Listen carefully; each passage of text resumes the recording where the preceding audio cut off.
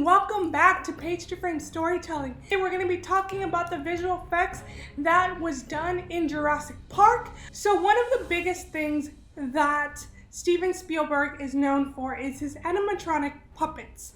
He used them in Jaws, and he definitely 100% used them in Jurassic Park. Animatronic puppets have gone a long way from back in the day. One of the most brilliant thing that they did was that they created a live T-Rex to move and be a part of the scenes that the original Jurassic Park did. In Jurassic Park, they had limited capabilities. They did work with ILM, which also did their VFX for Jurassic World. However, only 3 to 4 minutes of the overall scenes of dinosaurs was done CGI.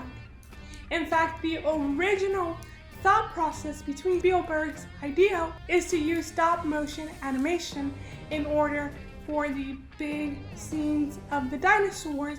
It wasn't until he hired ILM to make the motion blur for this effect where ILM said, well, we can render that whole thing digitally and we can create that for you. Spielberg decided that stop animation would go, and now we have CGI, which is awesome. It is one of the movies that had CGI back in the day. However, they did not rely heavily on CGI in the original film. First of all, it was limiting to what they could do. What they did do is use shadows. They used lighting, all to make these animatronic puppets feel realistic. Not only were they in the scene with the actors could interact and see what they were supposed to be scared of, which is incredible and amazing feat to do. There are still limitations, like the rain scene with the dinosaur. A part of that was done with ILM digital imprint on it, mainly because the puppet would spasm. It did not work well with the rain, and the heaviness of the water did make it malfunction from shot to shot. So some of it was done with CGI, which I think is very smart and a great use of it. Because it had rain and it had shadows, and because it only had one light source, it made it very easy for the ILM to go ahead and use highlights on the CGI version, as well as they had a giant representation in the T-Rex, so they already knew what the lighting, how it was going to be hit, how it was going to be shot, and the fact that some of it had shadow in it, they didn't even render that. That ended up being just total blackness.